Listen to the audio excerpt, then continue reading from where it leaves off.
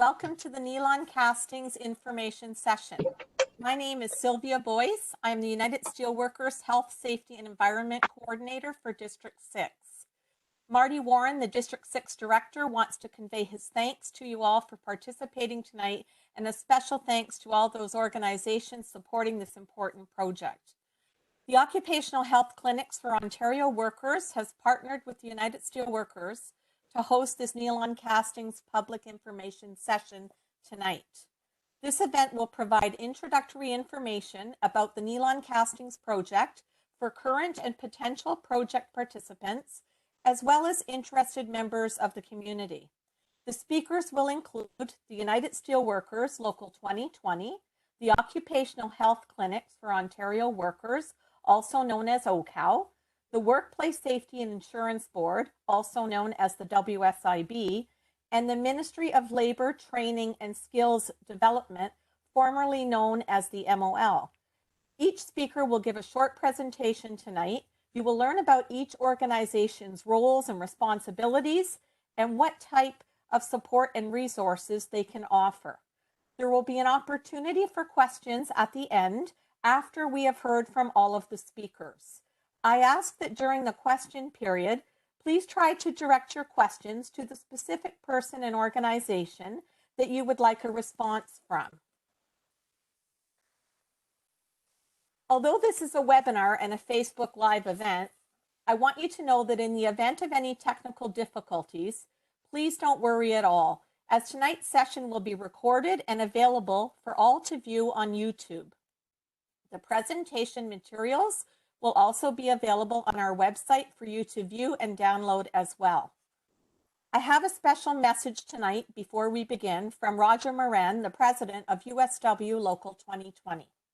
Roger wants to welcome you all to the Neelon Castings Affinia event tonight, and he wishes to convey a big thank you to OHCOW for helping organize and for all the support they have given to all the brothers and sisters of USW Local 2020. This event is being fully supported by USW Local 2020, as Neelon Casting is one of the founding members of our local since the amalgamation in 1999. Roger believes the local has a moral and ethical obligation to support these folks and this work group because of their former relationship. The local is prepared to provide support to all former workers of Neelon Castings and their families, and to try and help establish any workplace industrial illnesses and disease claims. The local has advertised this initiative to former members and their families all across Northern Ontario during the month of September and leading up to today. The local has been contacted by some approximate over 250 former employees so far and their families, and they will provide 3 WSIB specialists to support all claimants through this process.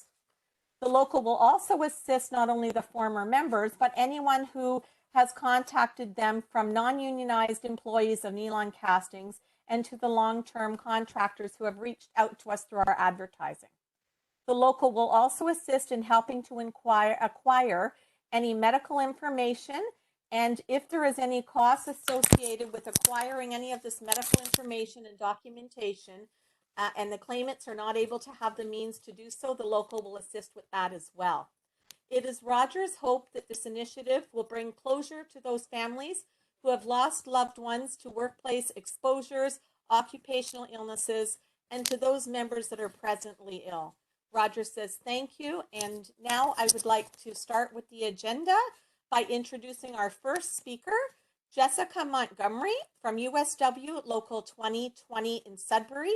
Jessica is a Disability Services and Return to Work Specialist. Thank you.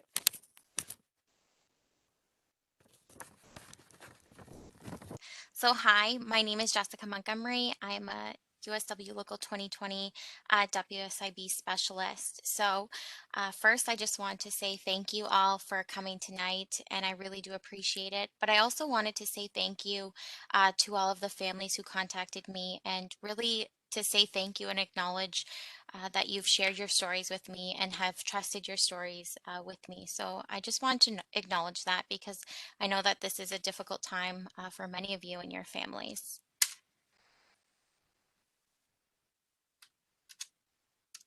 Okay.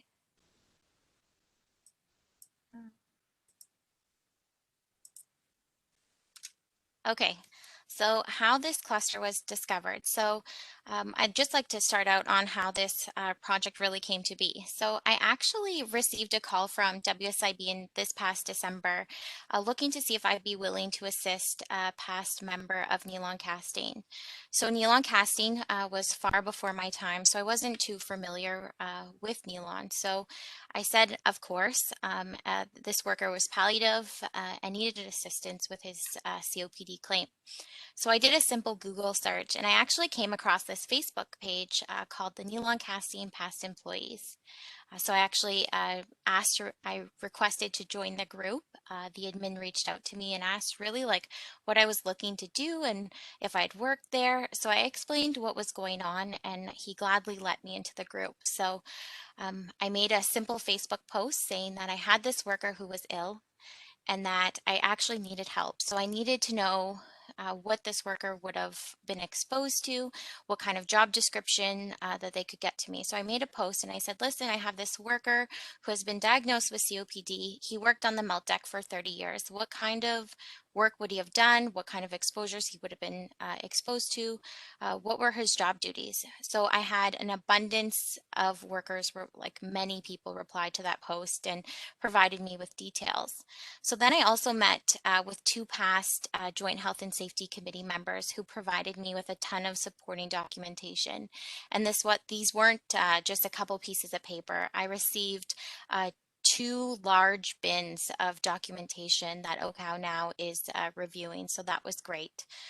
I did put in two Freedom of Information requests to the Ministry of Labor. So I was looking for, any complaints that were made to the Ministry of Labor, any site visits, what orders were issued. So there was two sets of requests made.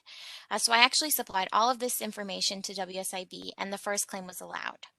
So which was great, so I did post that in the group. But as I was going through the group, I noticed that there was a ton of obituaries posted, like I at least 25 obituaries.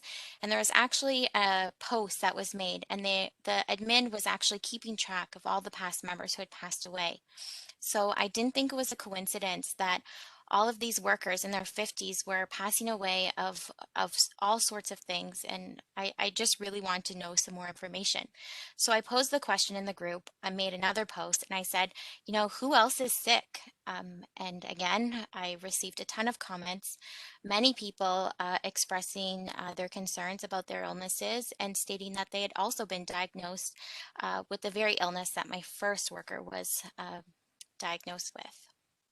So I brought this to the attention of our local president, Roger Morin, who ironically also worked at Neelon Casting as a student back in the day. So we decided to take on this project and we made the commitment to assist all of the past Neelon Casting employees. So the initial response. So this Facebook group has about 190, maybe 160 workers in it. So I did have a good group there, but I wanted to know more. So the USW District 6 actually put a post on social media saying that, I wanted to talk to more people. I wanted as much information as possible. So CBC actually picked up the story. That post was made on the Thursday. CBC contacted me Thursday afternoon, and Friday, August 28th, I did an interview at 7:10 in the morning. And when I got to work at 10 a.m. that day, my voicemail box was full. So I came into work for weeks to a full voicemail box and messages on all platforms of social media. So Facebook, personal Facebook, Twitter, emails, everything. I was overwhelmed. So that is why I've been playing phone tag with many of you. So in the first 2 weeks, I've spoken to approximately 200 workers. So now we're about a month later, and I've spoken to well over actually 400 workers. So WSIB reached out to me, actually. Judith reached out to me, and we established a team at WSIB. She recommended to begin initiating claims right away to assist as many workers as possible. So that was a really great partnership that we established, and she will probably explain more about that a little bit later on. So claims initiated. So claims to date, in the past month, I have now initiated 104 claims for this group. Claims have been initiated for various occupational diseases such as COPD, lung cancer, mesothelioma, silicosis, hand-arm vibration syndrome, which is what we often known as white hands, and noise-induced hearing loss. So these are just to name a few.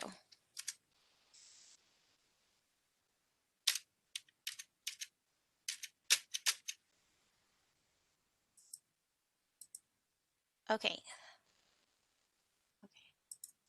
So the clusters identified is the chronic obstructive pulmonary disease, which is the COPD, lung cancer, various lung diseases, respiratory illnesses. However, we will be investigating all health issues with potential links to the working conditions at Neelon Casting. So the USW and OHCOW will be considering all of the medical and scientific evidence to evaluate the work-relatedness. So if one of your occupational illnesses was not mentioned, we will be looking at everything.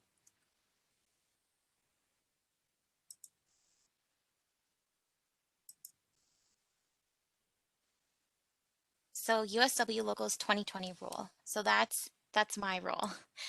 So USW Local 2020 is committed to assisting all past employees of Neelon Casting.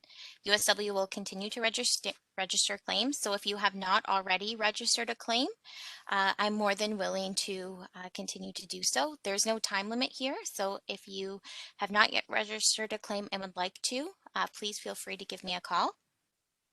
We have the means and resources to assist workers with their claims. So we represent workers here from initiating the beginning of the claim, such as I have for many of you. And we represent workers all the way up to and including the tribunal level. So we have a team here of 3 WSIB worker representatives who will be assigned to the claims. So myself and my colleagues, Stephanie Gunson and Terry Renta. So you may speak to one of those people, one of those individuals as well. So if you have not already reached out, here's my contact information. I am looking to speak to as many people as possible. So even if you're not ill, I am trying to establish a list of past employees because unfortunately, after Neelon Casting closed in 2007, the Steelworkers Hall burnt down in 2008. So we lost pretty much everything pertaining to Neelon. So I am looking to essentially build that list back up and, keep track of everybody in case something does come up in the future. So please feel free to reach out. My phone number is here as well as my email address. And that's all for me. And if you have any questions, we can address those in the end. Thank you very much. Thank you, Jessica. That was a wonderful presentation, and we thank you for all the fantastic work you've been doing to date. I'd now like to introduce Dave Wilkin. He's the Chief Operating Officer from the Occupational Health Clinics for Ontario Workers, also known as OHCOW. I'll just today provide a brief introduction to OHCOW for those of you who are not familiar with us and our work, and a brief outline of how we plan to approach the Neelon casting situation. So OHCOW was originally founded by Steelworkers Local 1005 in Hamilton at the Stelco plant, together with physicians from the McMaster University Occupational Health Program, in order to provide the local with the expertise that they needed in order to effectively engage with the employer, primarily in the workplace over workplace exposures, and then later for independent medical and hygiene assessments in dealing with the Workers' Compensation Board on compensation claims. Since 1981, when we were first founded, OHCOW has expanded to 7 clinic locations, and we also have a satellite office in Peterborough that's dealing with a couple of large occupational disease clusters there. Our board of directors that sets our policy and our direction is made up of representatives of organized labor and community groups, basically the legal clinics that represent injured workers, and the Ontario Network of Injured Worker Groups, and then labor representatives representing all the major sectors of the economy. We're the only designated health clinic under the Occupational Health and Safety Act, which means primarily that that enables the Ministry of Labor to provide us with funding as part of a transfer payments agreement.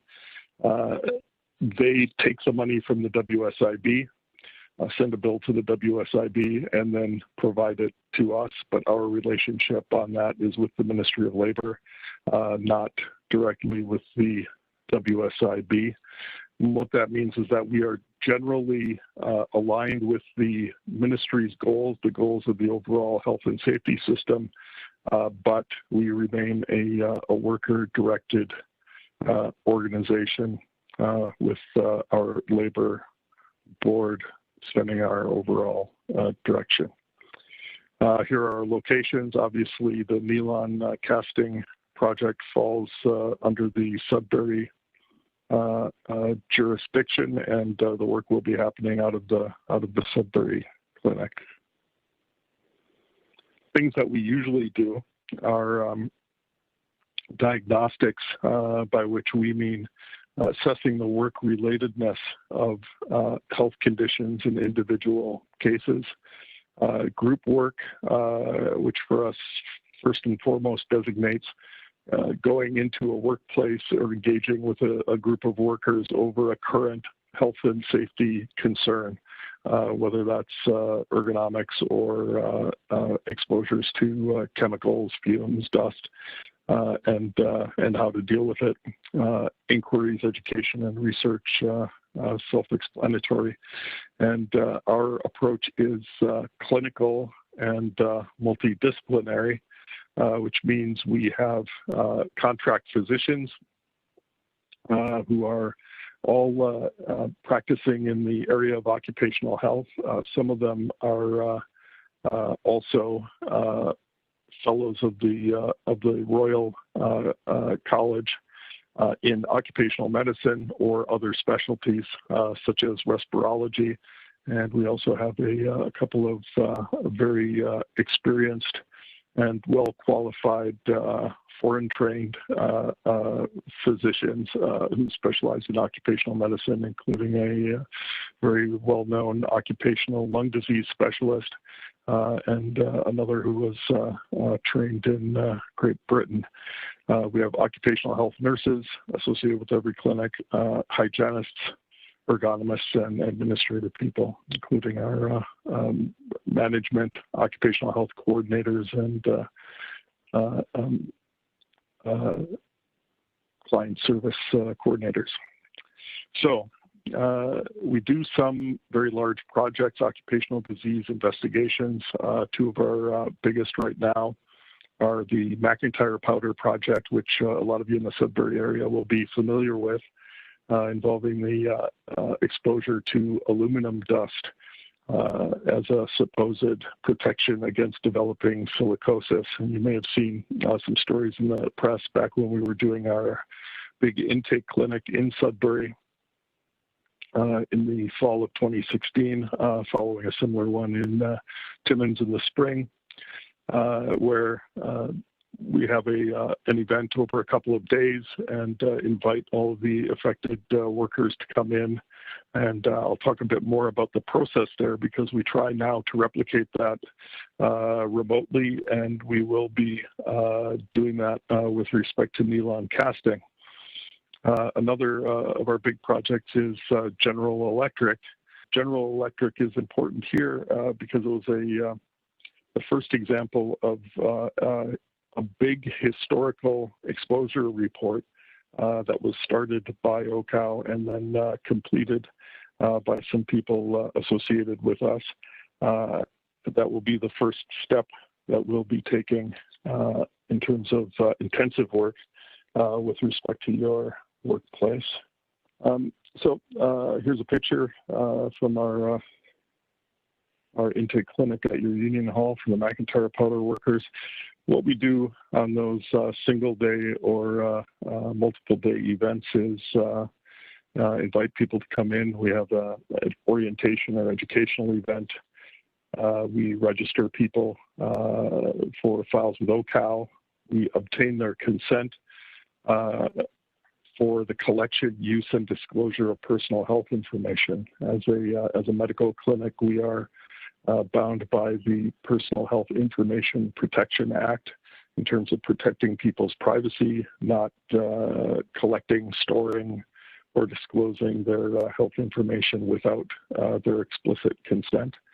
We deliver questionnaires to obtain individual health histories, work histories, and information about the exposures in their different jobs. And also ask people to bring in historical information regarding workplace exposures, so hygiene measurements, MOL inspection reports, health and safety committee minutes, etc. And as Jessica has already mentioned, you guys have already done a great job in delivering to us a lot of information about historical exposures in the workplace. And what we're doing right now is piloting this process as a multi-stage remote process with one of the workplaces we work with in Peterborough, the Ventra Plastics plant, where they were in the process of calling people that we've provided services to in the past in light of new information about the workplace exposures. And in a series of calls, registering them, getting their consent, doing a health history questionnaire, and work histories. Here's what we do with the information once we receive it. We take a look at what are the reported health conditions, research the possible work-relatedness of the different diagnoses that people are bringing forward that they suspect are work-related, and produce and publish generic reports about issues of causation. So if you go look at our website in the resources about McIntyre powder, there are several different papers about the effects of the mining environment and how it can cause different diseases. And it's very fact specific whether that would occur in the case of Neelon casting, but we are hoping to obtain general information as well that will be of use in other similar workplaces going forward, some of which are identified, some of which we don't know about yet. We also organize and process the general information that we've received. We provide it back to the WSIB in some cases in a hopefully in a more usable form for them. We do independent individual hygiene and medical assessments on people who have WSIB claims and or are interested in making one to determine whether or not a medical condition is related to their work, to provide reports to back up that opinion where that's the case. We file claims with the WSIB where that's appropriate, and share information with our partners in the health and safety system and with academic researchers. The McIntyre powder project, for example, has resulted in several very fruitful partnerships with academic researchers and published papers, and a lot is being learned as a result of that. And then we do feedback to the affected workers, to physicians in the local areas where the situation arose, and to the general public. So we've been around to different centers where McIntyre powder was used, for example, in Timmins and Elliott Lake, to do both public information sessions for the workers and families and interested people, where we bring along some of the academic researchers to provide updates on their work. We provide updates on our work around the cluster, what's happening with people's WSIB claims, et cetera.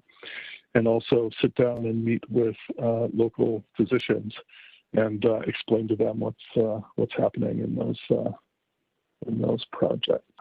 The historical exposure reports. This is where we're going to start on OHCOW's intensive work on the Neelon casting plant.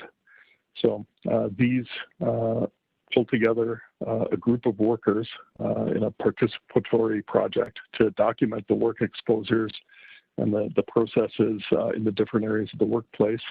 The methods that are used were first employed by one of our hygienists, Sonia Lal, at the GE plant in Peterborough, where she documented the asbestos exposures in some of the worst affected areas of the plant.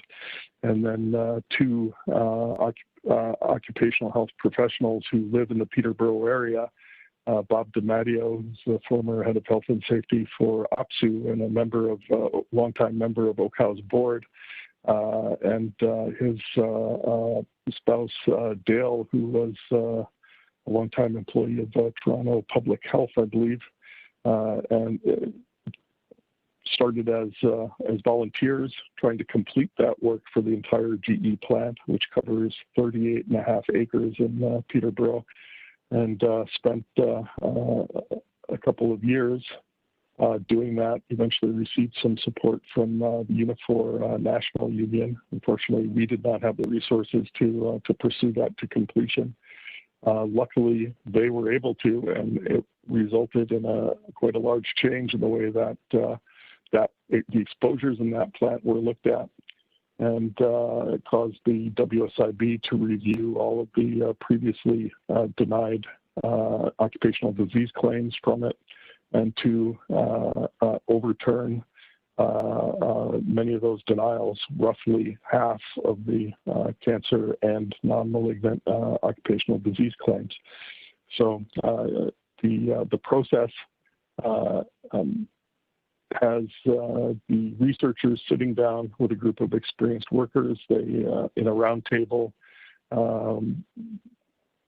while looking at the documentary evidence, they work out maps of what was happening where, match the documents to the different work areas and work processes, and create a report outlining exactly what was going on in the different areas of the plant.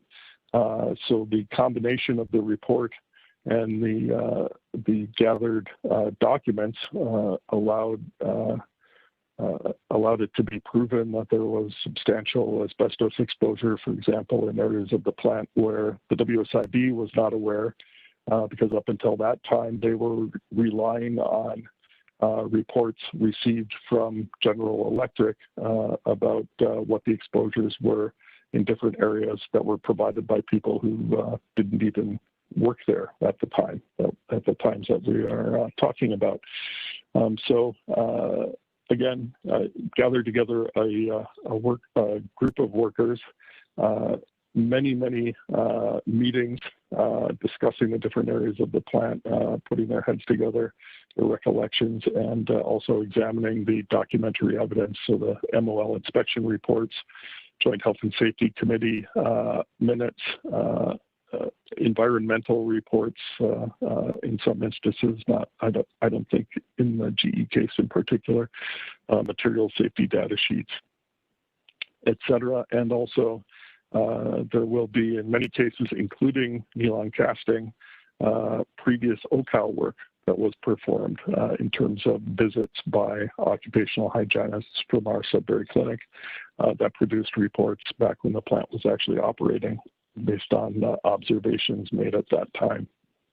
There is a link to the GE report on the bottom of this slide, which we'll be making available. You can find it by going onto our website, and again, going under the resources tab at the top of the home page, and you will find your way there, both to Sonia Lal's initial reports on the wiring cable department and another very high asbestos exposure area, and then the report that completes the plant that was done by the DiMatteos and the committee that they later assembled. We also have recently done one of those reports with respect to the Pebra plastics plant that I mentioned earlier. Here's how we plan to approach Neelon casting. So on the left there, you can see the cover of the Pebra plastics report that we did.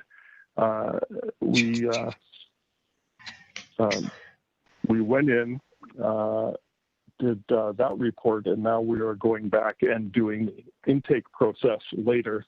So it's a bit of a reverse of the earlier process that I described. We had a large number of files we've worked on in the past. We've now assembled a lot of new information, and we are, as I mentioned, doing a remote intake process, going back first to the workers that we've already seen in the past. Then in a couple of weeks from now, we will be having a public information session with a review of the exposure report, similar to this one, but going through that report in a lot of detail, talking about some of the health issues that we think are likely to be related to exposures in the plant, encouraging people to come forward and to register new WSIB claims, new files with OHCOW, and then running through that intake process with those new people as well, where we call them to get consent, update their health histories, their work histories, and exposures. So in this case, we're starting with the historical exposure report. As Jessica mentioned, there's a lot of information that they've already provided us.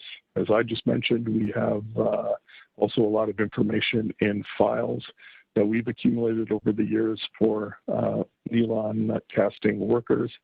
We'll be forming our committee with some of those health and safety reps that Jessica mentioned earlier this month, and starting work on that project to produce a report that covers the different processes and exposures in the plant, draws on all that documentation regarding the exposures and exposure levels, and organizes it into a coherent story and report. Meanwhile, as Jessica mentioned, she will continue to file WSIB claims. The WSIB will adjudicate them. As we work, we will share, for example, our previous hygiene reports and other general information that we come across, as well as the information from the Neelon casting workers as we organize it and put it into spreadsheets, make it more accessible. We'll share that back with Local 2020 and with the WSIB. And then at some time in the new year, we will come back, provide, again, a report on that report, which will become available on our website. We'll begin a remote intake process for those whose claims have been looked at by the WSIB and denied, and provide independent hygiene and medical assessments for those who are interested in possibly pursuing an appeal. Obviously, we can't always come up with a report that supports the claim. It relies on what the science and medicine tells the professionals on our team, and then provide those reports back to you and your legal representative. And finally, we will be reporting back to you on a continuous basis. So when I say we'll report back on the report in the new year once it's completed, we're still in the process, as you can see from some of the bugs that we still have tonight on this webinar. We're still working out how to do all this work remotely, and one of the possibilities is that we will be taking sections of that report to this kind of a forum to see what people have to add along the way, or any other information that they might think is missing, or and so on. We'll see if we can make this even more participatory, cast a wider net in terms of our information that we'll be able to synthesize into that report on the exposures at the plant. And then we will definitely be providing the big reports on what findings are and what sorts of diseases have been reported to us, and so on, and also sharing that information with physicians and within the health and safety system. Thank you, Dave. Thank you very much. I'd now like to introduce Scott Buea, Senior Vice President for Claims Management from the Workplace Safety Insurance Board, known as the WSIB. Good evening, everyone. Thanks, Sylvia. My name is Scott Buea. And again, I didn't say Buea, you hear I said Buea, the Anglicized version. And I'm happy to be here tonight with our partner organizations. And I wanted to give a really big shout out. Jessica, you did a fantastic job leading off tonight. We just met for the first time the other day. I was super impressed with you. And we also gave a shout out to Judith D'Souza back at the WSIB, who's also on the call tonight. And I really wanted to say thank you for that as well. I think you too. It's funny, when I heard you on the phone the other day with us or on the Zoom call, it reminded me a lot of Judith. I think you guys have accomplished more in a month than could be imagined here. So I just wanted to say that it's super. It's been great working with you on that front. I've also got a few other colleagues on the phone tonight. I won't introduce them, but if need be during the Q&A, they're available if I need to pull them in for any assistance on any questions that might be outside of my scope for whatever reason. So the other thing I wanted to do is thank everybody who did join tonight virtually. I know these events it can be difficult. You've got families to manage, work to manage, home to manage, and other commitments. So it's challenging enough. And we realize for all of you tonight, you're joining out of concern. You're coming here for no other reason than out of concern, and all the more reason why this is an incredibly important conversation to be having. Normally, we'd like to do these types of events in person. Dave touched on a number of those things in his presentation as well. And unfortunately, given where we're at with COVID right now, online is the best we can do. And I thank the organizers for setting this up. But we just don't only have to do a good job tonight. I think what's important with these types of events is what we do in the days that follow. It's just not about an hour and a half on the phone with you in the community at this time, but again, the real proof is in the pudding, what we do in the days that are ahead. So I'd like to start off again, just by simply saying we're here tonight, and we're here tonight with our colleagues as United Steelworkers and OHCOW, and Bill, you're going to kill me, but I always say MOL. I don't think I'm ever until I finally retire. I'm probably never going to get that full acronym in my head. But we are here to help, and in fact, we're here to help with all the organizers on the phone. The fact that you're tuning in tells us that you're concerned about yourself or a loved one who worked at Neelon Casting. And we know that when someone gets injured or sick, for any variety of reasons, we want to know why, and we've all experienced that personally at some point in our life. And again, I believe that's why you're here tonight. And it's our job at the WSIB, and we say this often. It's asked the same question, and I know it's an important issue for the community. I want to show you that this is an important event, not just this evening, but in the days ahead. So I encourage anyone who believes they've got a work-related illness originating while working at Neelon Casting to contact us and file a claim. You don't have to worry if you're not sure that you have an illness resulting from working at Neelon Casting. That's ultimately our job, and we don't want you necessarily trying to second guess the work-relatedness of an illness you may have. Again, if you believe you have an illness that's related to your working at Neelon, we want to know about it. Again, it's always the WSIB's responsibility to determine work-relatedness of claims, and that's why they should be reported to us. If you don't report a claim, we can't make a decision, and if we can't make a decision, we can't deliver any benefits that may be owing to you as an injured or ill person or to a family.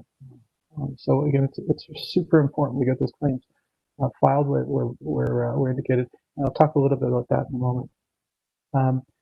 With occupational diseases, it's also important to note new claims can be filed at any time. There's no time limit for submitting an occupational disease claim. And the reason for that is, as everybody knows, is that given the time that can elapse between an exposure and the onset of an illness, it can be many, many years. So there's no time limits on filing the claim. We've set up a page on our website. We can also share the information later with Jessica. I don't know if Jessica has the ability to distribute out to everyone who's on the call tonight, but again, if you go to our website, we've set up a page there specifically to Neelon, and that'll kind of give you some more information on a lot of things we're talking about tonight about filing a claim. You can also call us at our 1-800 number, which is again on our website, but if you've got a pen handy and you wanted to write it down, it's 1-800-387-0750. You can also probably put that in the chat. And you can also speak with Jessica at the USW. USW is an unauthorized representative, and she's here tonight, and she has done an absolutely terrific job again at corralling a very large number of claims right now and creating a very expedited process to get those filed with the WSIB. And again, Judith, who she mentioned earlier on the phone, has been working the other end of this, has assembled a team. So again, big thanks to Jessica over at the USW. I know that everyone going through this wants answers, and it's easy enough for me or any of my colleagues to say be patient. And I know that that's probably the last thing anybody with an illness ever wants to hear is be patient. And so we will do our best to move through this process as quickly as possible. Obviously, we'll need some time to review any new claims, and we've got access to a lot of resources to help us do that. But again, the most important thing is to get a claim filed. If the claim doesn't get filed, we don't have it. If we don't have it, we obviously can't make a decision on that claim for you. I can't tell you, however, I want to assure you that we will work as quickly as possible, as I've noted, and moving through this. I want to touch briefly on our adjudication process so you have an idea of who and what's involved in reviewing claims. Jessica noted off the top that we've set up a designated team. We normally do this in clusters. It's important. It's important that we get a designated team who can circle around this issue and again manage things expeditiously with our partners out in the community, as we are doing with USW and with OHCOW. Teams made up of a variety of different individuals, not just occupational disease adjudicators, but also occupational hygienists and physicians, and we can draw on other expertise as needed. And we look at each claim individually. I think Dave noted earlier, and one of the things that often comes out of clusters like these is that we get a wide variety of claims of all different types. Sometimes it's a disease claim, and other times it might even be noise-induced hearing loss, which comes in. So we do get a wide variety of claims which come in through clusters like these. And again, we've got a team set up that's ready to adjudicate those.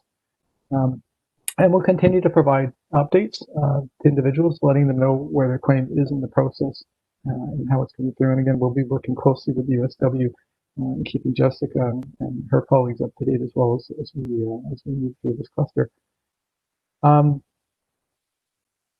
Again, I can't stress enough the point, and I just want to say again, get a claim number. Work with the WSIB to register and get a claim number, or work directly with Jessica. Either way, on our end, it doesn't matter to us how you go about that process, but it is important that you get a claim number. And it's fine to work with an authorized representative like the USW, which is excellent. If you're looking to get a representative other than the USW as well, you will need a direction of authorization form. You can also find that on our website. This isn't to add bureaucracy or anything like that to the process, but we do need your consent to work with another representative should you choose to seek one out. And we do that really, it's for the protection of your privacy. That's, at the top of the list of what's critical to us is protecting your privacy when we are managing your claim. That pretty much covers a lot of the points that I wanted to address this evening with you, and we can get to questions. Again, we have set up a page on our website, which I mentioned earlier. And if anyone has any questions after Bill speaks next, again, I'm here. I've got members of the team here, and we'd be happy to address any of those. And if we can't, or if they're takeaways, we'll certainly use those to update the information that we've placed on our website as well. So with that, I'll pass it over to Bill, and hopefully Bill's on the line. No technical difficulties. Maybe he's ready to get in and take it from here. It's Sylvia again. I'd like to introduce Bill Roy, who's the Director for Strategy and Integration Branch at the Ministry of Labor, Training and Skills Development, formerly known as the MOL, but now the acronyms are MLTSD, I believe. Butcher that, Bill, but welcome, Bill. Thank you very much, Sylvia. So I want to start like Scott. I think that, so, I think in this current climate, with Black Lives Matter and anti-Black racism, people have to worry about the intent of what they want to say and that the impact that it has. So, I'm going to sound excited, but certainly I understand that this is the passion. This is what I do for a living, and I love doing it. And I've been with the ministry for 17 years, and I fight for workers every day, and I understand what you're going through. And was very involved in the General Electric workers up in the General Electric Peterborough plant, and so I'm here for you. So I think that what's important is that you understand that the government is in fact working on occupational disease. We have certainly had challenges in the past, and we've been working through those. But I hope what resonates tonight is that it's a system, and that tonight we have everyone here. You have Local 2020, you have the WSIB, and you have OHCOW. I'm here from the prevention office at the ministry, and so certainly when we're thinking about occupational disease, we're thinking about the two different streams. The first is exposures that are happening now in the workplace, exposures that you had within Neelon castings, and we want to make sure that we're surveilling those and finding out exactly, what those exposures are, what those occupational exposures, what the causation is towards illness or disease. We actually, 2 years ago, we hired Dr. Paul Demers. So Dr. Demers is one of the leading occupational researchers, I would certainly say in Canada. He's known internationally. And we asked him to take a look at the scientific relatedness of an exposure in the workplace and the disease. And, it wasn't specific to WSIB. It was, what can we do with our current system in order to have better results for workers? So, what we've been able to do from all these challenges is actually highlight the importance of doing risk assessments in the workplace, and finding out, what the control, or to try and control hazards in the workplace, or the exposure to hazards. Working on substitution of chemicals, working on different processes, and trying to understand the science of those exposures. One thing that COVID-19 has brought, and I know that that's why we're meeting virtually, and I certainly love meeting in person as well. One thing that it's highlighted for us is that there are some gaps in our occupational disease system, but it's also highlighted awareness for people. And I mean awareness that I've never heard my neighbors talking about PPE. I've never heard them talking about being safe in the workplace and installing controls in the workplace. And so, for me, that's exciting because I've never heard, my neighbors talking about being safe at work. And so it's really important for me to hear that. So what we're doing is we want to take the opportunity of the heightened awareness that people are talking about it. And we also want to figure out what the burden is. What's the burden of occupational illness on the healthcare system? And how do we prevent, the exposures in the future? So we want to raise awareness of the importance of controls of those workplaces. So one of the most recent reports highlighted that asbestos, silica, diesel particulate, and solar radiation, the sun, are actually Canada's leading causes of cancer. And so you think, why is asbestos still something that we have to worry about? It's been outlawed and banned, and we haven't used it since the 70s.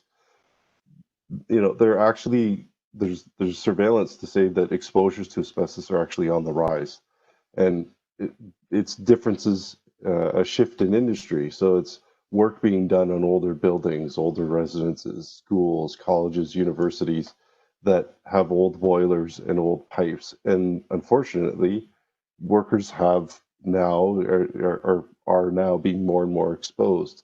So, something that we thought in the past we'd control those exposures through legislation and through enforcement and through training, the modular training, and through regular reporting to the WSIB when you use that material, we're now going to see an uptick again. And, so that's what we really have to fight for. And that's the prevention side. Obviously, the second part of an occupational disease or illness is these longer latency illnesses. And so, that's why we have to work as a system. We have to have partners like OHCOW who are out looking at the science, doing the intakes, talking to the researchers, getting right in the communities and doing that work. We also have the Workplace Safety Insurance Board, obviously the adjudication, the science, looking at policies and updating those and understanding what's going on in these different clusters and cohorts. And then lastly, and probably most importantly, is your union. The fact that the steelworkers are here, that, I heard Roger, I haven't met Roger, but I've certainly heard about him tonight. And you see Jessica and the amount of calls that she's had, but there's a process in place. And, I can't stress enough how important it is that, you have that claim number. And that's something certainly that we learned from General Electric was there were cases going back and claims going back, 40 years. And so if you have that number and you have that link and it brings you back through the system and connects everyone. So, the news that there's already an agreement between USW and WSIB is fantastic. And as David said, the going in and getting that history and getting how the plant was set up and what the procedures were and processes that individuals could have been exposed to, that's valuable information. Not only is it going to be valuable for yourselves and for claims, but it's also valuable for future work, right? Are there similar processes still happening where we can go in and bring our enforcement to bear to make sure that workers are not getting overexposed? So, one of the things that we started was actually as a result of General Electric back in 2017. We set up an occupational disease action plan. And so with that, we have all of our system partners, all of our health and safety associations, as well as OHCOW, as David said, the only occupational health clinic in the province. And we all sit down regularly and we're trying to figure out the best approach that we can take as government and as a system in order to really treat occupational illness with the same seriousness that we do physical injury. It's something, it's similar to like mental injury or mental harm. You can't necessarily see it. So what we've done since 2017, we've set out regular annual communications campaigns. So we were looking at noise-induced hearing loss, as well as vibration exposure, which I see is one of the items on the list that David highlighted. We've built different campaigns and toolkits. We're trying to make sure that employers have the information and that we get any kind of tools that can help you in the workplace out to the front line. We have built resources specifically for diesel engine exhaust in mining, construction, and municipal sectors because, in the municipal sectors, it's all the transport drivers, it's the bus drivers, it's the, handy transit, any of those vehicles that they're driving, the mechanics and the drivers are often highly exposed. We've also done some research on some skin, like dermal allergic reactions and irritants to the skin, dermatitis, things like that. And then we also, one of the big things that we've done is try to focus more on the science. And so we've partnered with the Ontario Cancer Research Centre as well as Ministry of Health, and we have a Prevent OC Disease is the website. Actually, that's OHCOW's website. My apologies. We OHCOW has a site, Prevent OC Disease, which is a fantastic site. Lots of resources there. But what we've done is set up a surveillance program, and so we're now actively tracking exposures in various sectors, and getting those recordings of what the exposures are right at the front. You won't be able to make a dent in silicosis if you don't know how many people are cutting stone and what the exposure is. So it's understanding that information, getting new data, and partnering with everyone to make that happen. I realize you want a lot of time for questions. I don't want to take up too much time. I'm certainly here, just to say that this is wonderful. I'm so excited to see everyone collaborating. I'm so excited that we've been able to reach out to so many people tonight. We are working on our strategy right now for the next 5 years. So it'll go from 2021 to 2026.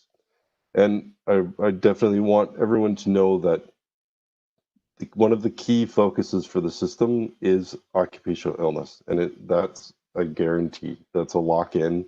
I really don't think that there's anything more important right now to be focusing on, maybe other than COVID. Every year, there are 2/3 more fatalities from occupational illness and disease than there are from traumatic fatalities. And that's a trend that, we don't want to see. And so the more that we can do to focus the system and to get information and surveillance and to partner with the Ministry of Health, to bring health into the system, the better I think it is for us. So with that, I'll leave it. I just wanted to be quick. So thank you again, and happy to take any questions. And thank you all for joining. I think this is really a positive thing. Thank you, Bill, for your presentation. And I didn't get a chance to thank Scott prior to as we did the handoff. So I wanted to say thank you to you both and your organizations for participating tonight. And now we have an opportunity. I want to first thank all the participants here who are online and on the phone. I'm sure many of you have questions that you would like to ask, and we certainly have time to do that. Before I do, I just wanted to make a comment. I noticed in the chat that Janice Martell had said that if anybody wants to learn more about occupational disease clusters that OHCOW is working with, you can join OHCOW tomorrow morning from 10 a.m. till noon for a presentation. The presentation is called The Face of Occupational Disease Cluster Investigations, and you can register in the link at www.ohcow.on.ca, and you can check the news section where it talks about October 2020, and the link is posted in the chat. So that would be a good opportunity for anybody that wants to learn more about that. So now I guess I'd just like to open up the floor to questions, and I would ask that if you do have a question, if there's a specific organization or person that you'd like to respond to your question, it would help if you let us know that as well. But we'll all do our best to answer whatever questions you may have. Thank you.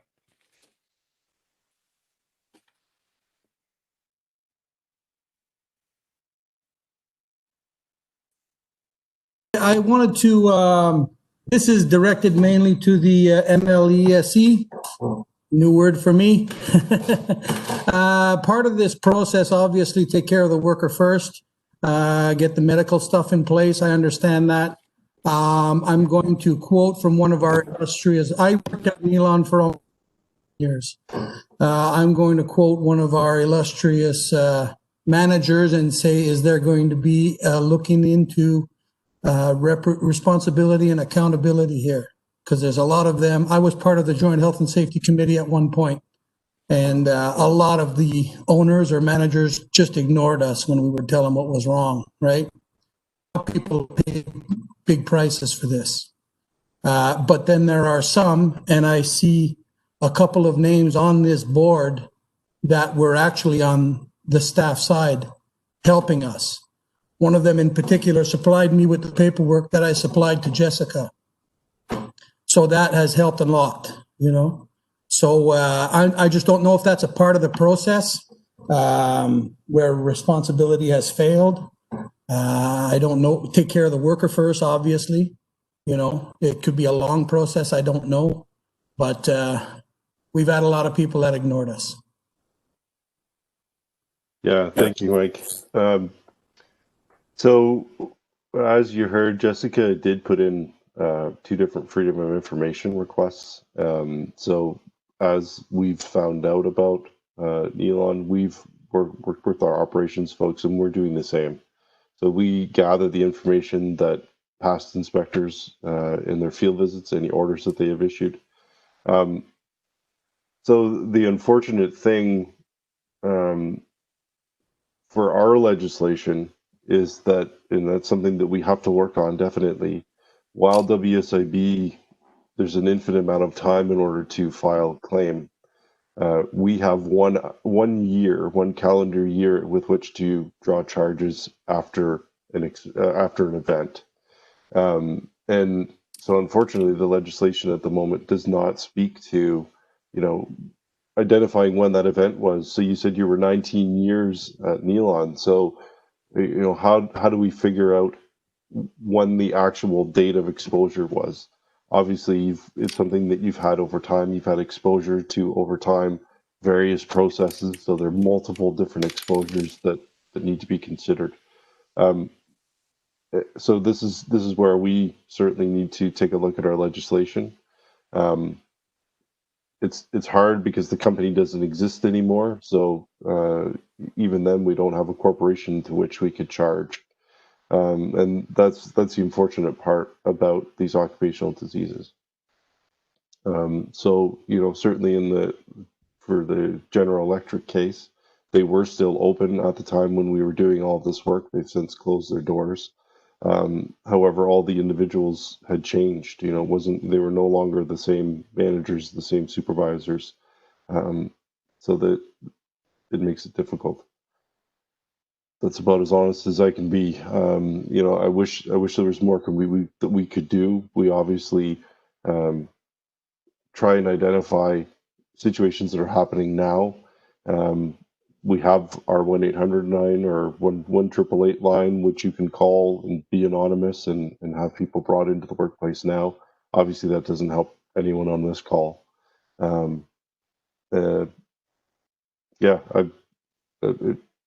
it's tough for me to say that, Mike, but that's the situation that we're in right now as far as holding people accountable after something like this has happened, you know, 19 years ago.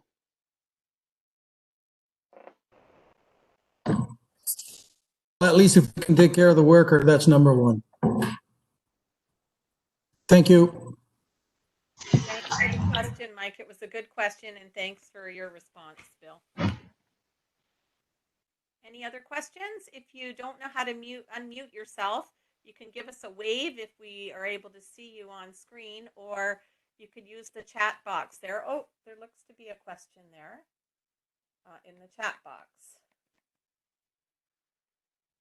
Okay, there's a question from Ron McPhee to everyone.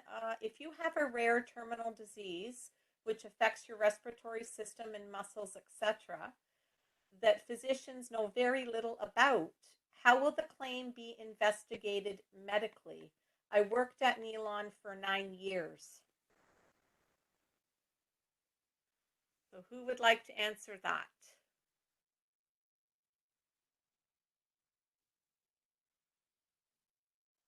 I would imagine that would be OHCOW from the medical point of view, or WSIB from a claims point of view. Yeah. So can I maybe get a response from both OHCOW and from the WSIB?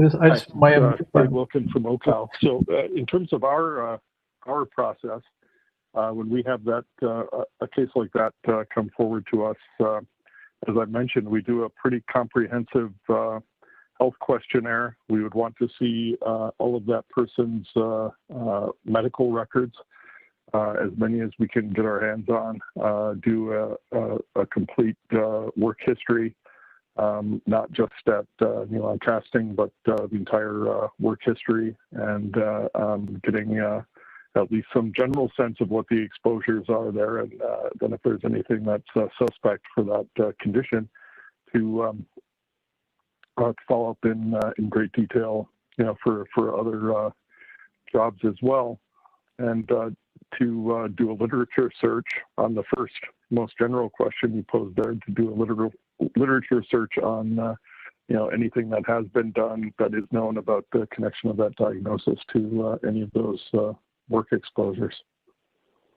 So basically, just try to be as thorough as possible in gathering all the medical and exposure information.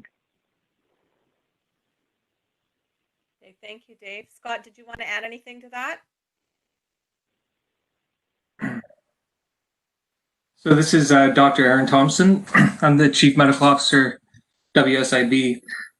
So we have specialty clinics. Many people are aware of WSIB specialty clinics. One of the specialty clinics is the Occupational Disease Specialty Clinic. It's staffed by occupational medicine specialists, including respirologists, neurologists, and Royal College specialists in occupational medicine. The specialty clinic also has industrial hygiene resources, and those are bolstered by the industrial hygiene resources at WSIB. So if there's a question about diagnosis, then the occupational disease clinic can help. Okay, thank you, Dr. Thompson. We have another question from Susie to Scott. Is the WSIB going to commit to change with the recommendations put out in the Demers report?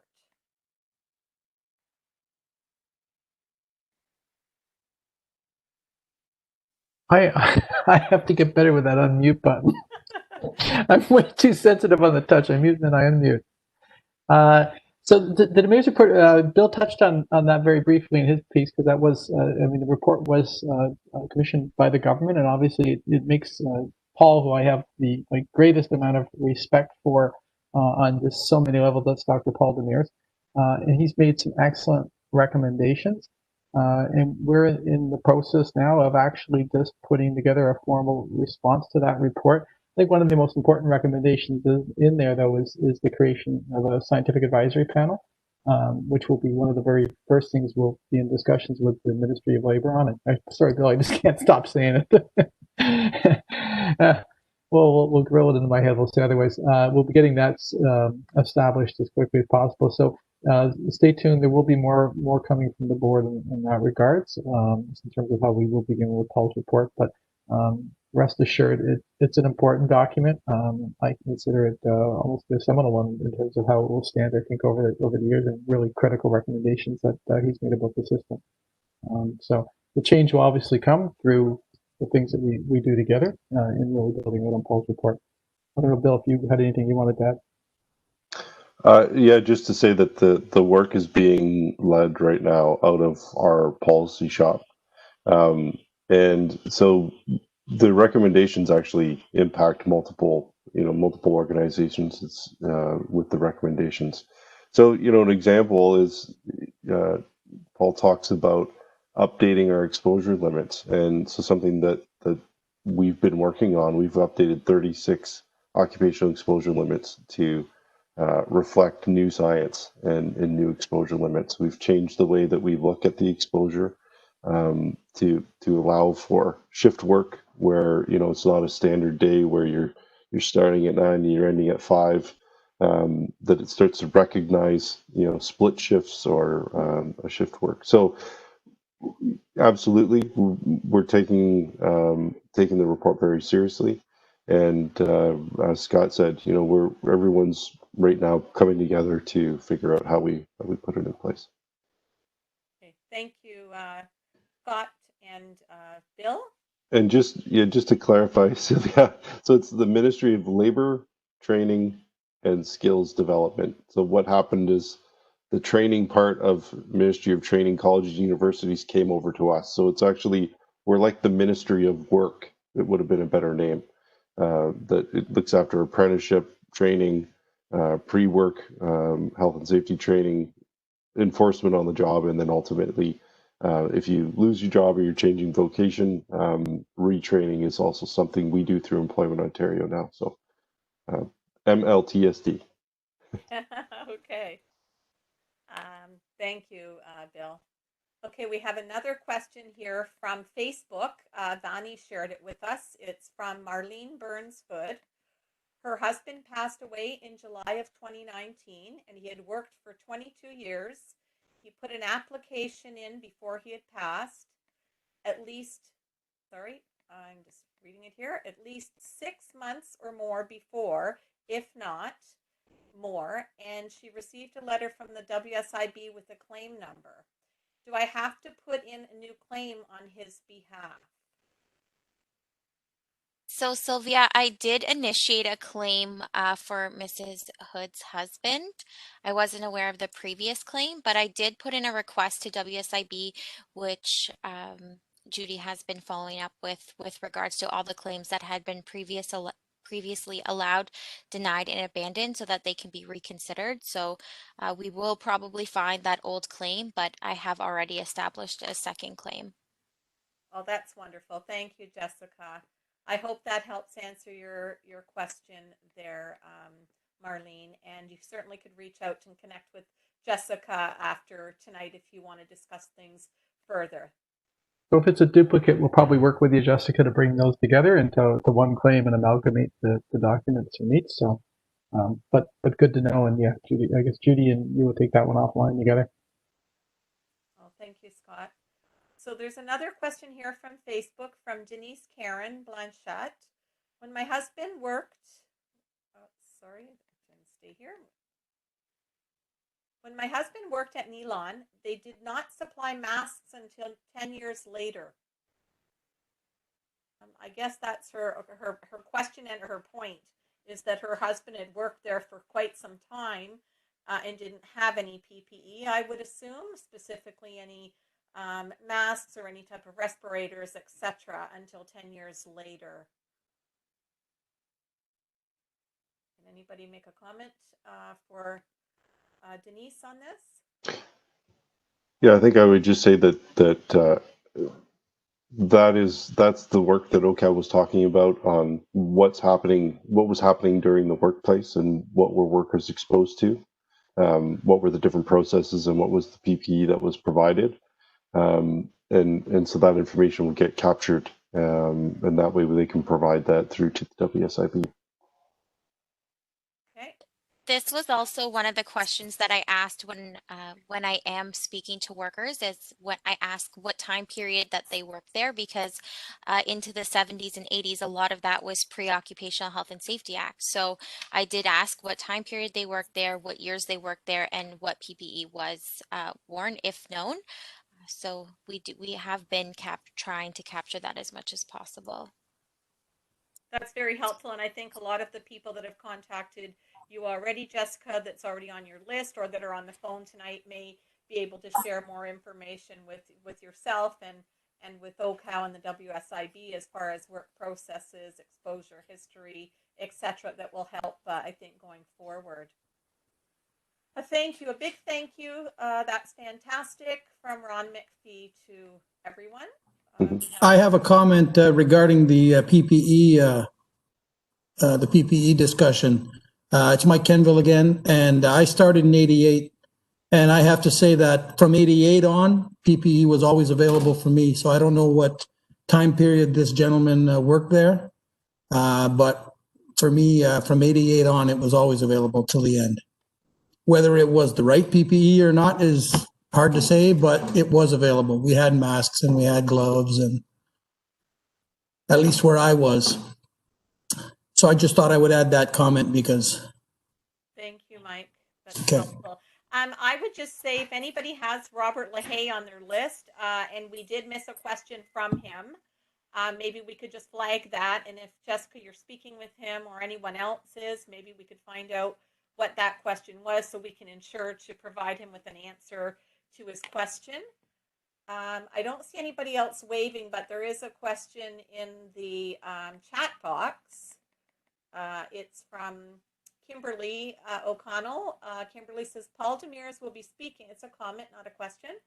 Paul Demers will be speaking about his report October 9th from 10 till 12, I believe, and OHCOW's link is there for anybody that would like to hear Paul speak about his report. So thank you, Kimberly, for flagging that and putting that link there in the chat box. Okay, my name is Dan Kuzno. I worked at Neelon from 1982 to 1987. The question I would like to ask is, will there be a forum which will enable past workers to describe the working conditions that they had to work in, rather than just an individual perhaps bringing to the fore the conditions that they're experiencing today as a result of their past exposure?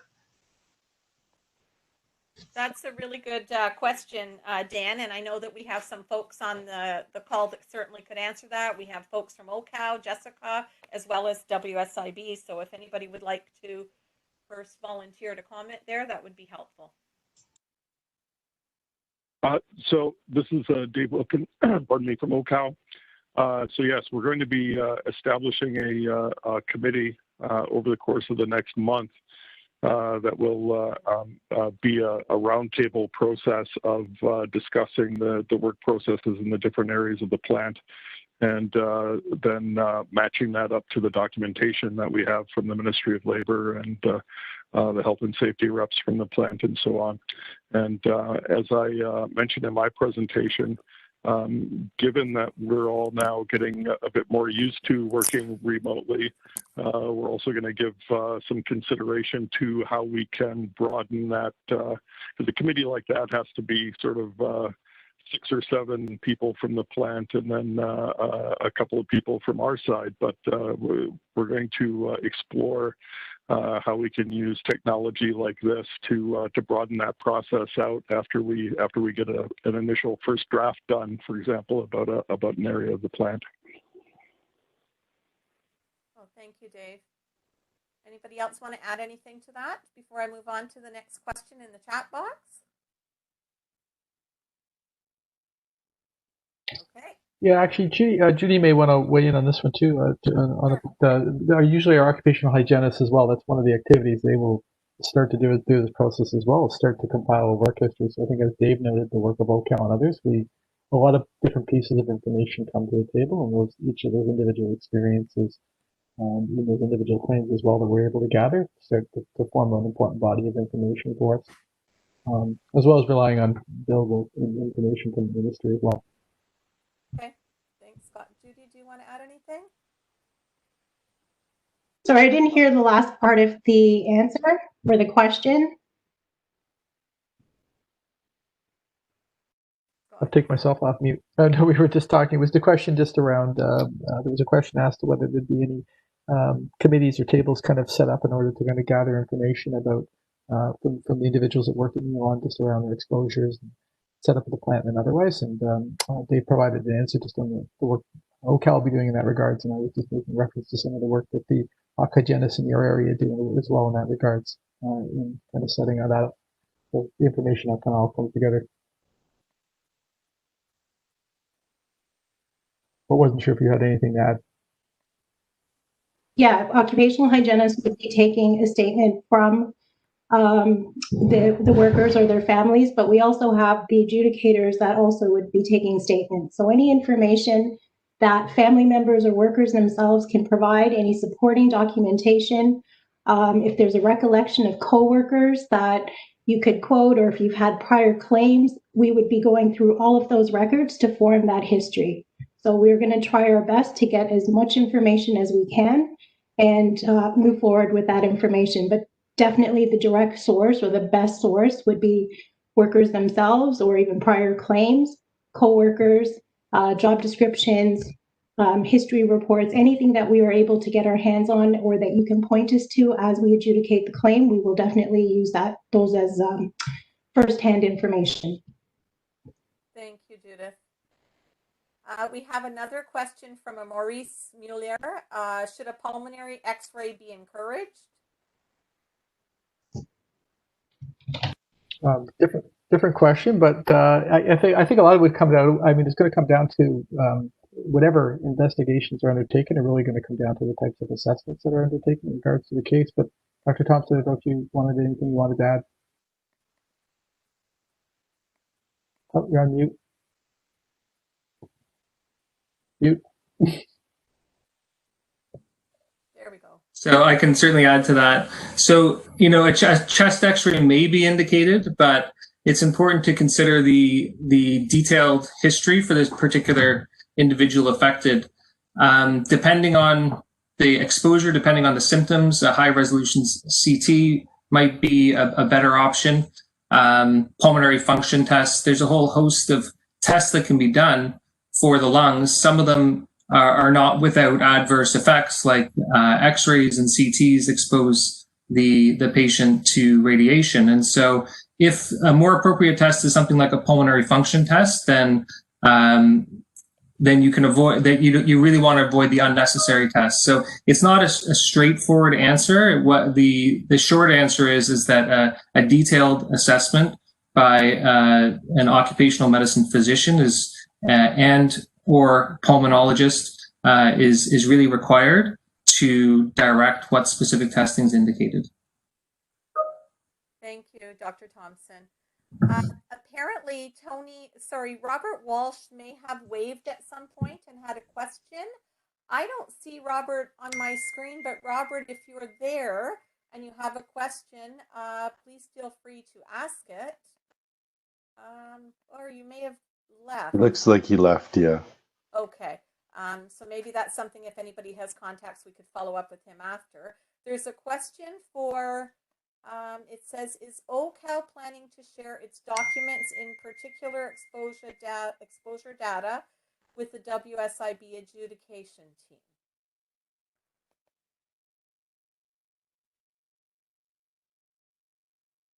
So yes, our general data we want to share as soon as possible in the best possible form with the WSIB. We're going to be, I think, passing that through Local 2020, most likely.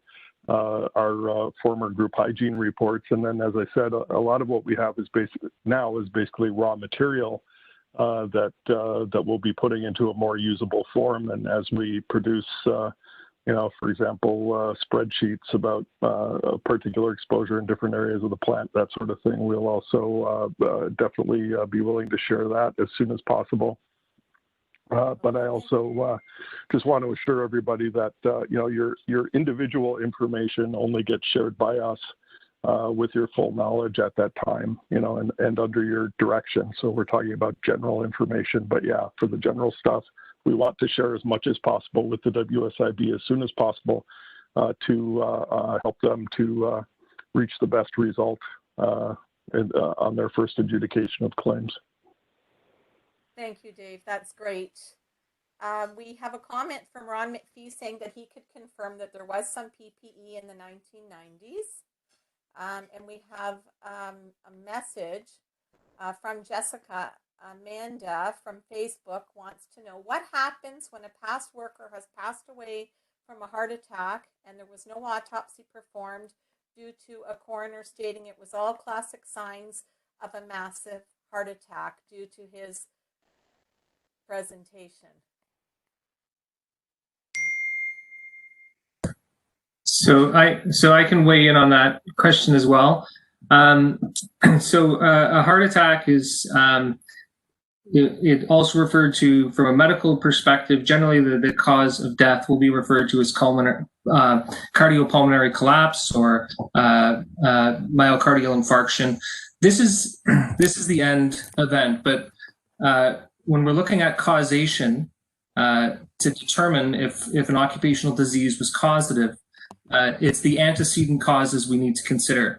So a heart attack can be the end result of multiple different things. It could be a cardiomyopathy from an exposure that took place. It could be that the individual had lung disease, and that was a significant contributor to precipitating the heart attack. So you really do need to go upstream.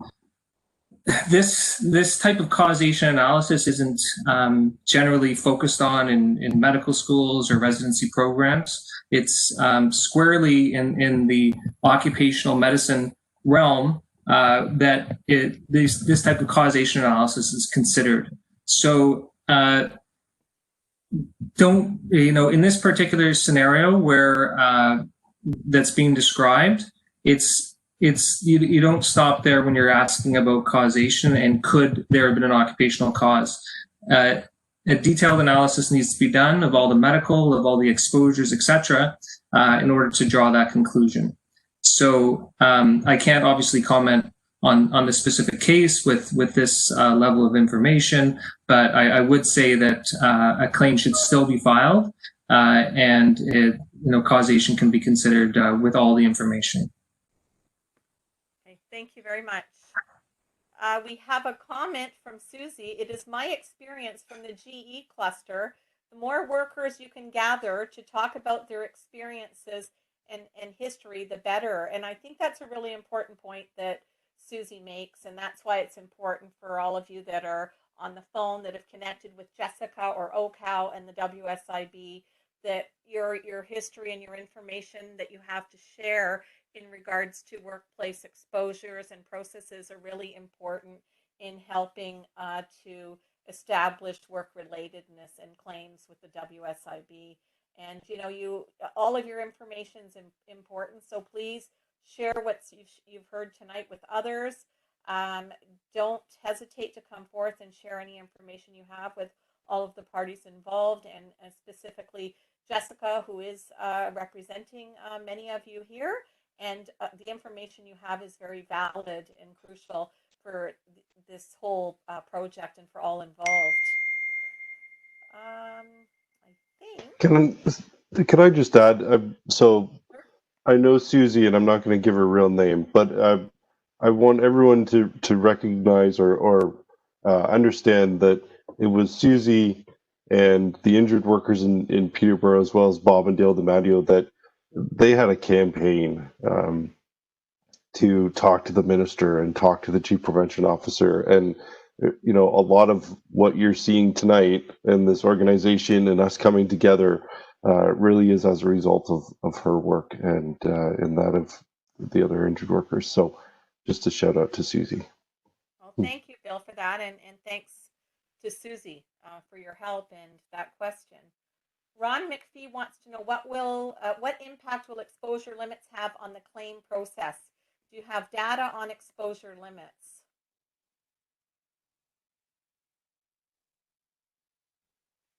Who would like to answer that if they're able to?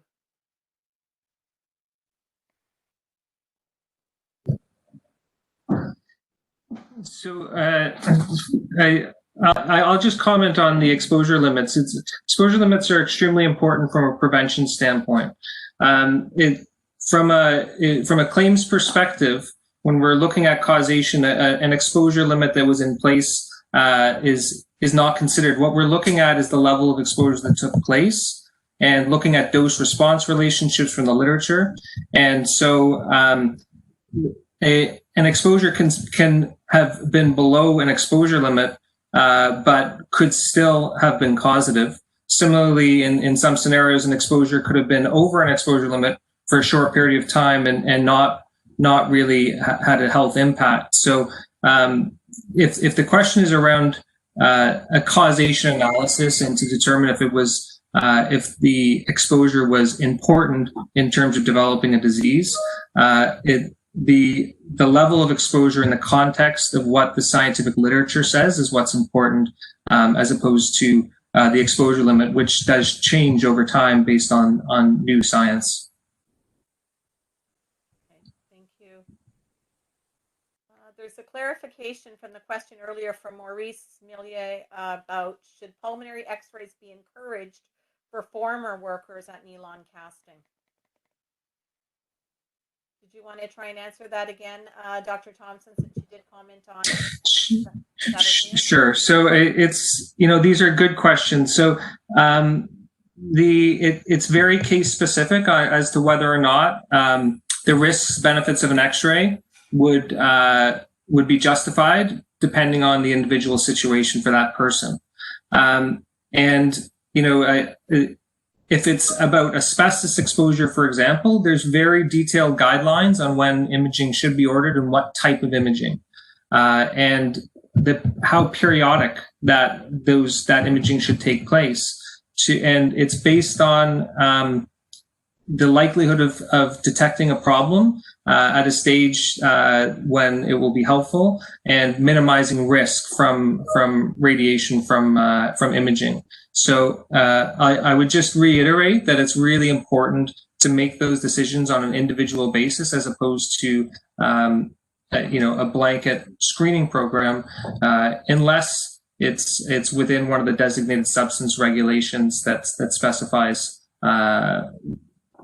when the imaging should take place. But these decisions in this case need to be made on an individual basis, depending on the context of the case. Thank you, Aaron. We have a question from Derek Wilson, who was having some troubles. I guess he has a question for Scott regarding a claim that was accepted in 2005, 6 months as opposed to 5 years. With no treatment to date, he's looking to reactivate and follow through with surgery and payment of outstanding benefits. Jessica's willing to help me, but I am having trouble finding my documentation with my claim number. Is there a way to get this while I continue to find my paperwork? Yeah, so if Jessica, if you just link up with Judy, if there's one thing we have, it's records going back 100 years. So we should be able to track down the specifics of the claim and obviously gather up any documentation to look at any ongoing entitlement that's in that claim. So that one shouldn't be a problem at all. Okay, thank you. And thanks, Jess. Jess will help work with. I'm feeling bad for Jessica. So I she's did. going to be giving work to you guys at the WSIB. So I did request all of the claims that were previously allowed, denied, and abandoned. So we will be going through those. However, so I am working with Judy to get those claims. It'll just take a little bit of time, but we are working on it. But even on this one, if we want to deal with it as on a one-off, that's easy. Like, actually, I could probably do it now. I won't, but I'd be breaking all kinds of rules. But yeah, so if that needs to be done, we can do that. Well, that's great. The good news is, Derek, that you'll get some help here through Jessica and Scott and Judith at the WSIB. Ron McPhee had said, would health or medical reports from the worker's primary physician healthcare team be sufficient for an occupational medical physician to review, or will new assessments be required?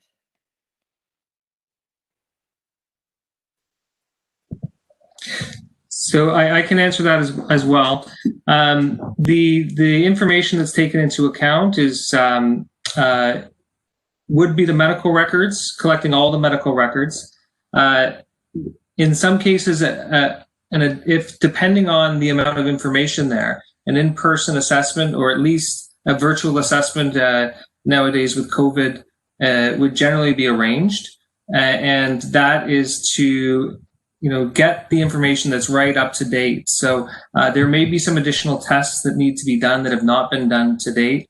And so additional testing might need to be ordered in order to get a complete picture.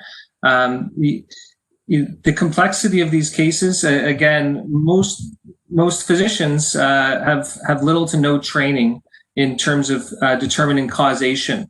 They're experts in diagnosis and treatment, but it doesn't go back to the causation piece, especially for these long latency diseases.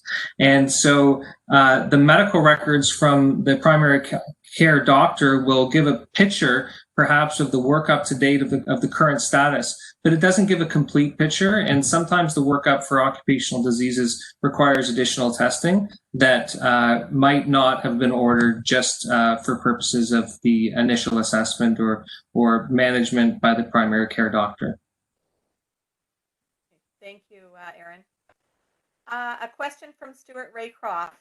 If a person does not have a family doctor, can they contact OHCOW if they feel they have an issue associated with Neelon?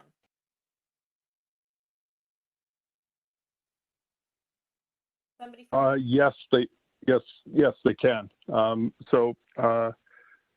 It would be a judgment call then at the Sudbury Clinic on whether the person needs to be examined or interviewed over the phone by a physician, etc. They would need to contact the Sudbury Clinic and make an inquiry. Put forward what their situation is. Okay, great. Thank you, Dave. The only thing I would stress, Sylvia, too, is file a claim. It doesn't hurt, right? Even if work is being undertaken by OHCOW, get yourself a claim number, because sometimes there's confusion, gets results in the system. People don't know where they are in terms of whether, they believe filing with OHCOW is necessary, creating a claim with the board, and it doesn't always work that way. So just for everyone's sake, it's always good to have that claim number, and that you've got that source of that number is what'll guide you then through the system, and if OHCOW's still doing work on that file in the interim, that's at least there's a claim number that's at play too. Thanks, Scott. That's a good point. Natalie Ranger has a question. Hello, I have a claim number started for my dad that passed away in 2010 with throat cancer and never had a will. I need to get a certificate of appointment of state trustee without a will. Where would I find this document? Yes, I can take that one as well. So if you link, if she wants to link up with Judy or come through Jessica to Judy, we run into this situation from time to time, and we can help with the paperwork piece. A lot of times it's the public guardian and the trustee that we sometimes have to work with the individual to get that. But depending on the circumstances, we can help them manage the documents that are required. Okay, thank you. Then we had a thank you to the doc.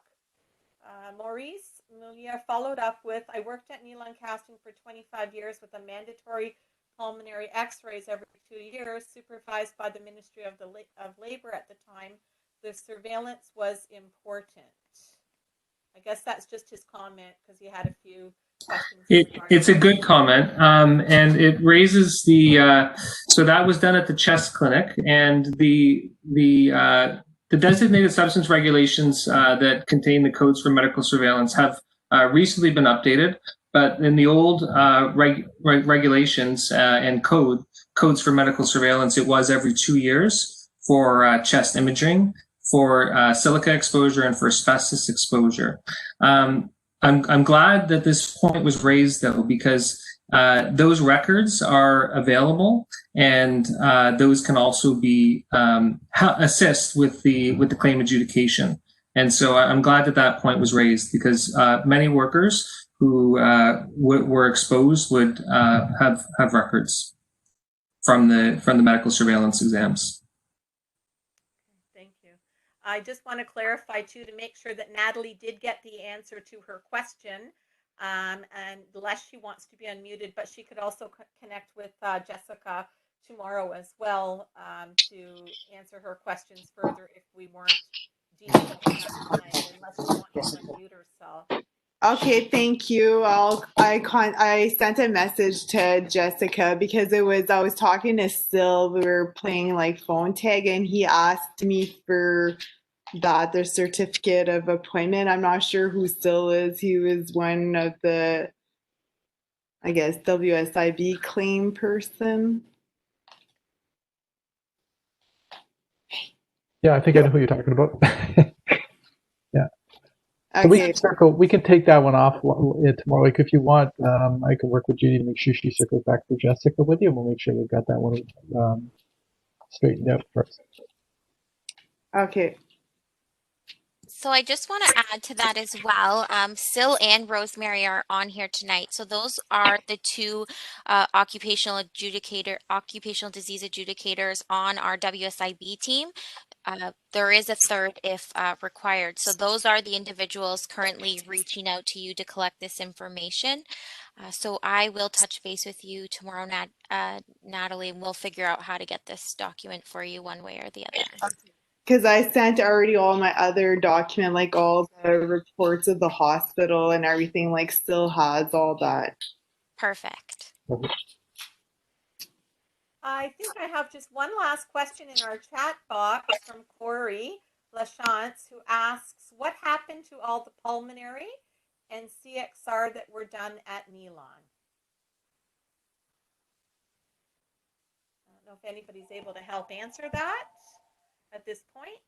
So out of all the documents that I have received so far, I have had the random couple of pulmonary function tests included, but they were worker specific. I was also informed as well that there was lead testing done on site, but we also haven't seen that. So I'm not sure how we can get that information. I'm willing to assist in getting that information. So I'm sure Dr. Thompson here can let us know how we go about that. So I'm going to take away the question around the chest X-rays, because we can find out there was a film registry service, and many of the most companies did submit the results of the surveillance chest X-ray exams for storage through the WSIB. The intent was to go to the provincial physician, and then the provincial physician assigned the chest X-rays to be sent forward to for storage at WSIB. Now, importantly, we are not able to access those records unless we have a claim, and then that triggers looking for those records. I can't comment specifically on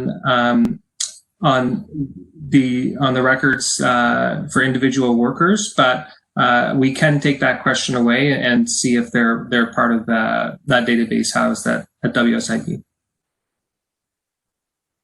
Thank you, Dr. Thompson. That would be helpful. Janice Martell from the McIntyre Powder Project has responded to issues raised by Mike Quinnell regarding holding employers accountable, and also in regard to the person who has a rare disease with little known about it. I don't know if Janice would like to speak instead of me reading out.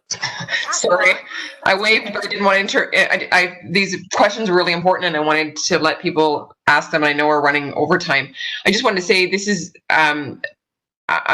I'm the founder of the McIntyre Powder Project, and this is the benefit of when you gather together as workers to look at what kinds of diseases are out there, because occupational disease often happens when somebody's retired, many years down the line, and we don't see it. You may be monitoring with x-rays while you're at work, but once you're retired, or once the company closes down and you move on to different workplaces, we may not be seeing what's out there.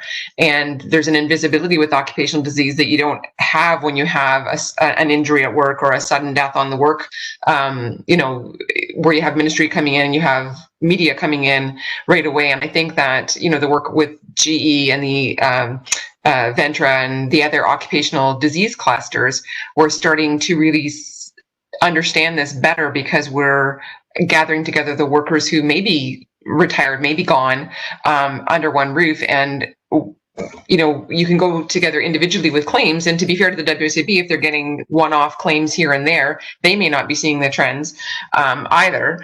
So this is the kind of work that I think that is going to direct our future, is to gather these occupational disease clusters together. I'm talking with Jessica and saying, do you have any neurological issues coming up, because you've got a lot of carbon monoxide poisoning, which you had in the mines with some of the, the blasting fumes and that sort of thing. And she does have some of the neurological diseases coming. So you're starting to learn within the cluster, and also as the clusters are speaking with each other. So I think this is the kind of work that is going to create the changes, and we're seeing them now. WSAB is on this call right from the beginning, and we're moving forward together as a system, and I think that that's really positive. And I'm hoping that we're going to see changes so that our kids and our grandkids are not going to be in the same situation. So you may see somebody who has a rare condition, when you're looking at a group of 500 workers, you may be somebody else with that rare condition, where I'm seeing rare blood disorders, different things like that. So I think that it's really important to gather this work together, which is what OHCOW is doing with these reports in conjunction with, the steel workers and that sort of thing. So that was it. Well, that was great, Janice. Really appreciate you adding your experience and comments to this because it's been quite helpful. So we really appreciate that and thank you for that. It looks like that's all the questions or comments that we have in the chat box. Is there anybody else that would like to ask anything further before we conclude for the evening?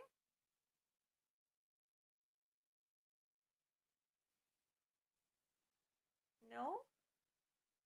Well, before we wrap up, I do want to thank all of you for participating tonight. I want to thank our speakers tonight in Jessica and in Dave Wilkin and Scott and the WSIB folks and Bill Roy from the ministry. And of course, I'm not going there again, Bill. And I want to just remind everybody that our event was recorded tonight. And that would be available on YouTube shortly. And also, those of you that had presentation slides tonight, PowerPoints, those will be made available for everybody as well on our website. I encourage you all, if you're able to participate in the event tomorrow that OHCOW is hosting in regards to Paul Demers and his report. And I want to thank everybody. And if you have any questions or you need any further support, please feel free to reach out to Jessica Montgomery and Local 2020, OHCOW, the WSIB, and of course, Bill, Roy, or myself. So just thank you very much. I think it was a really good night. And I look forward to continuing our work going further. So thank you, everyone.